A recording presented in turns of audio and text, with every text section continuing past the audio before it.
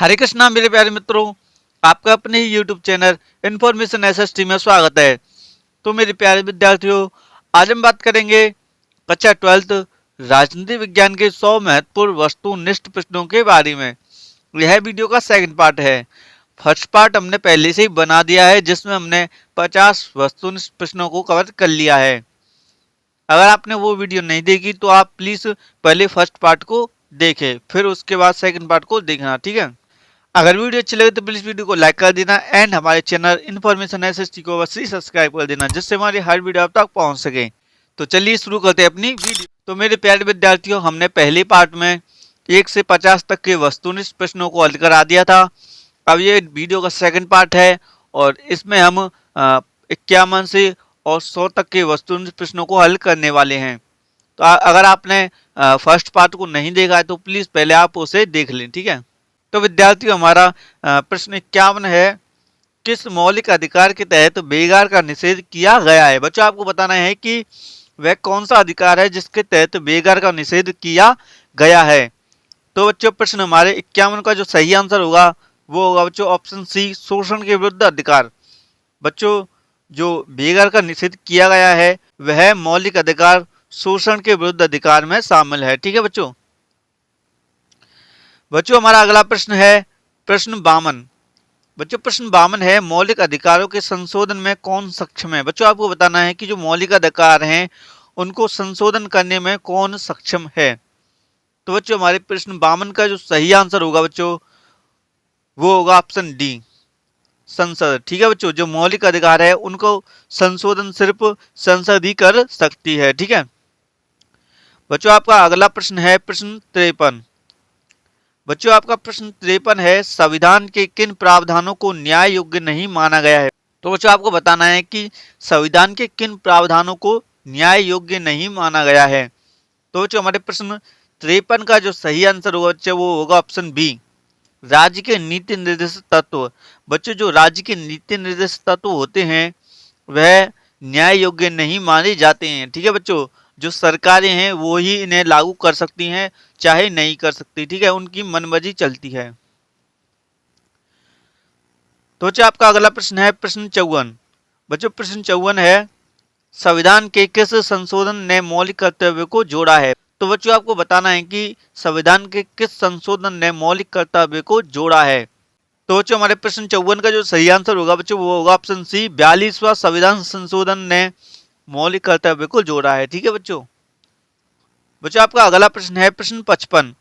बच्चों, आपका प्रश्न 55 है, संविधान के किस अनुच्छेद द्वारा अस्पृश्यता का उन्मूलन किया गया है। बच्चों, आपको बताना है कि संविधान के किस अनुच्छेद के द्वारा अस्पृश्यता का उन्मूलन किया गया है, अर्थात छुआछूत का अंत किया गया है। तो बच्चों, हमारे प्रश्न 55 का जो सही आंसर होगा बच्चों वो होगा ऑप्शन डी, ऑप्शन डी अनुच्छेद 17 में, ठीक है बच्चों। हमारे अनुच्छेद 17 में छुआछूत का उन्मूलन किया गया है, ठीक है बच्चों। बच्चों, आपका अगला प्रश्न है प्रश्न 56। बच्चों, प्रश्न 56 है आपका, भारत का उपराष्ट्रपति किस सभा का पदेन सभापति होता है, ठीक है बच्चों।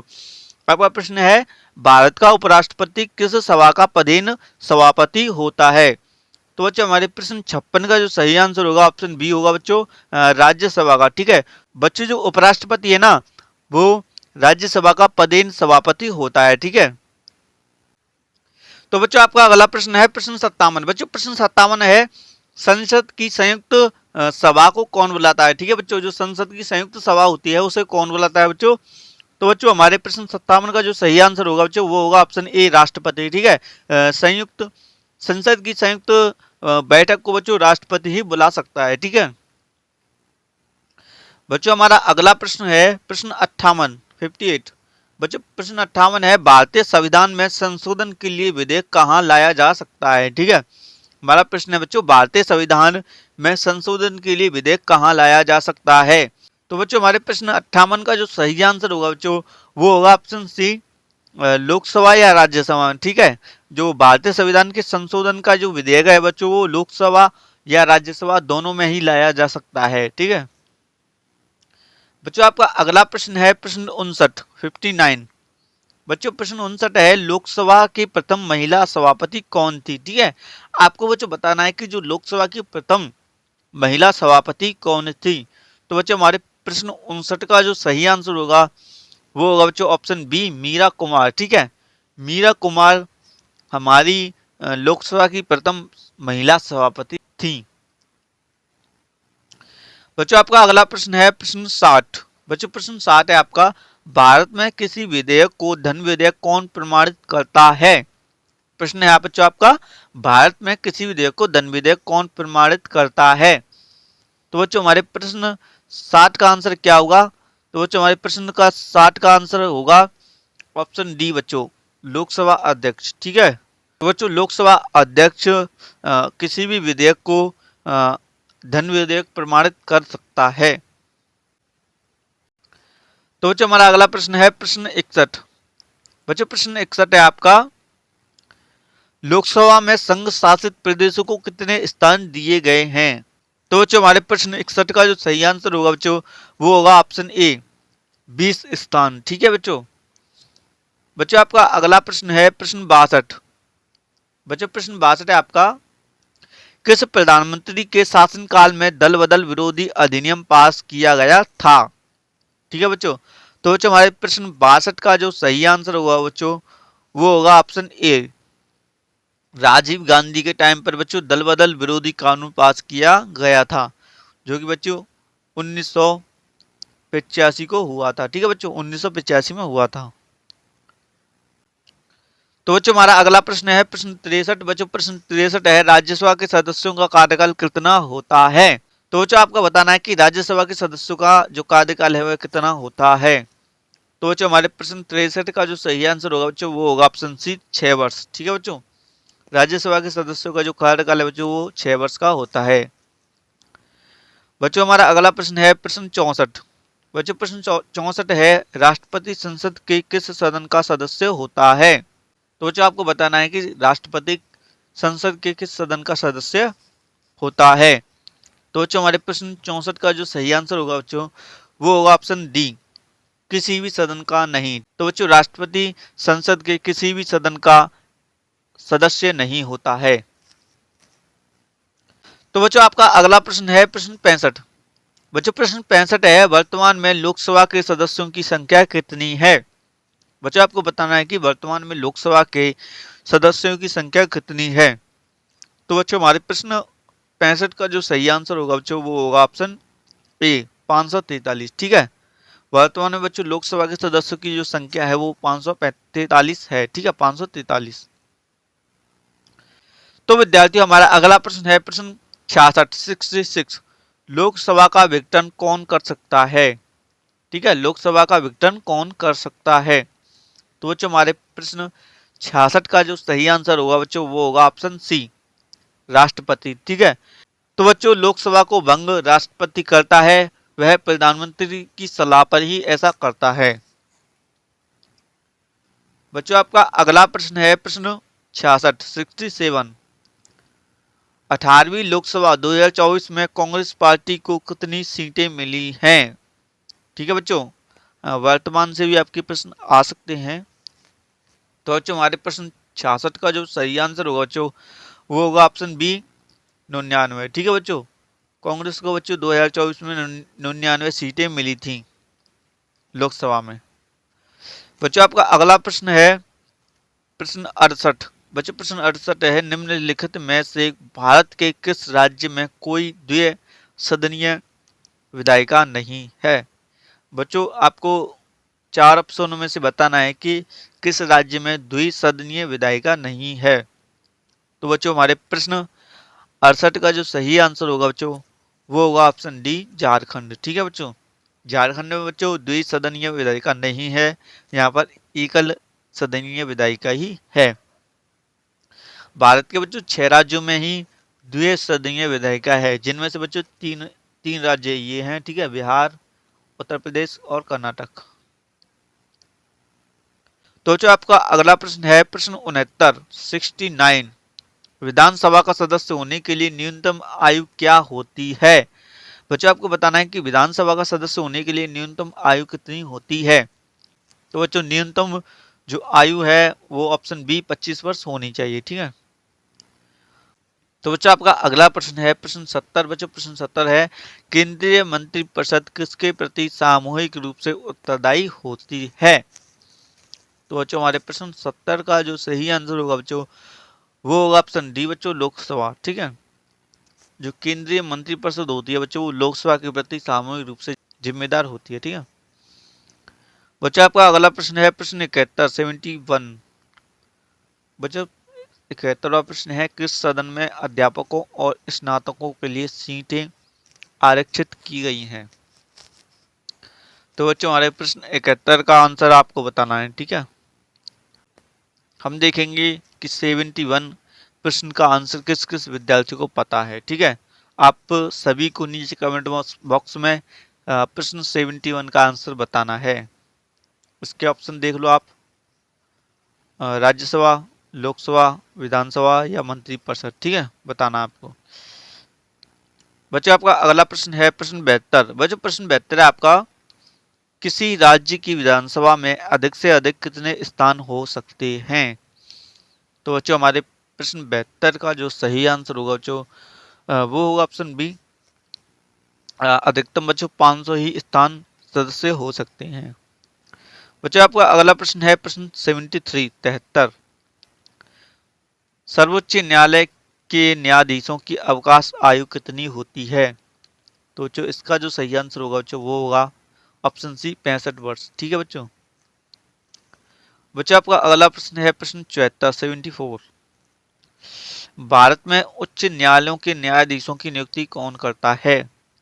तो बच्चों हमारे प्रश्न 74 का जो सही आंसर होगा बच्चों वो होगा ऑप्शन बी, राष्ट्रपति। ठीक है, उच्च न्यायालय के बच्चों न्यायाधीशों की नियुक्ति बच्चों राष्ट्रपति करता है। ठीक है, बच्चों आपका अगला प्रश्न है 75 75।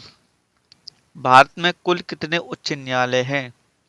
तो बच्चों इसका आंसर जो सही है वो है ऑप्शन डी बच्चों, 25। भारत में बच्चों 25 उच्च न्यायालय हैं। तो विद्यार्थी आपका अगला प्रश्न है प्रश्न 76 76। तो विद्यार्थियों मैं माफी चाहूंगा, हमारे एडिटर को थोड़ी गड़बड़ी हो गई थी लिखने में। ठीक है, तो आपका प्रश्न है बच्चों, राजस्थान उच्च न्यायालय की स्थापना कब हुई थी? बच्चों आपको बताना है कि राजस्थान उच्च न्यायालय की स्थापना कब हुई थी। तो बच्चों हमारे प्रश्न क्षेत्र का जो सही आंसर है बच्चों ऑप्शन बी है, राजस्थान उच्च न्यायालय की जो स्थापना है बच्चों 1949 को हुई थी। ठीक है बच्चों, कब? 1949 को।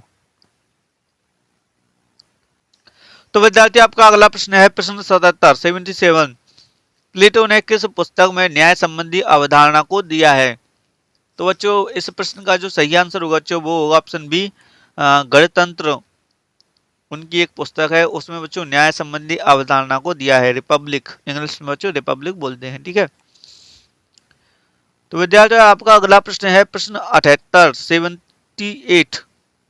बिहार में उच्च न्यायालय कहाँ पर स्थित है? ठीक है बच्चों, आपको बताना है कि बिहार में उच्च न्यायालय कहाँ पर स्थित है। तो बच्चों इसका जो सही आंसर होगा बच्चों वो होगा ऑप्शन सी, पटना में। ठीक है, बच्चों आपका अगला प्रश्न है प्रश्न 79 79। बच्चों प्रश्न 79 है, भारत में सबसे बड़ा अपीलीय न्यायालय कौन सा है? ठीक है, तो बच्चों इसका जो सही आंसर होगा बच्चों वो है ऑप्शन बी, उच्च न्यायालय। ठीक है, भारत में सबसे बड़ा जो अपीलीय न्यायालय है बच्चों वो उच्च न्यायालय है, जो कि बच्चों इलाहाबाद में है। ठीक है, इलाहाबाद में है। ठीक है, तो विद्यार्थी आपका अगला प्रश्न है प्रश्न 80।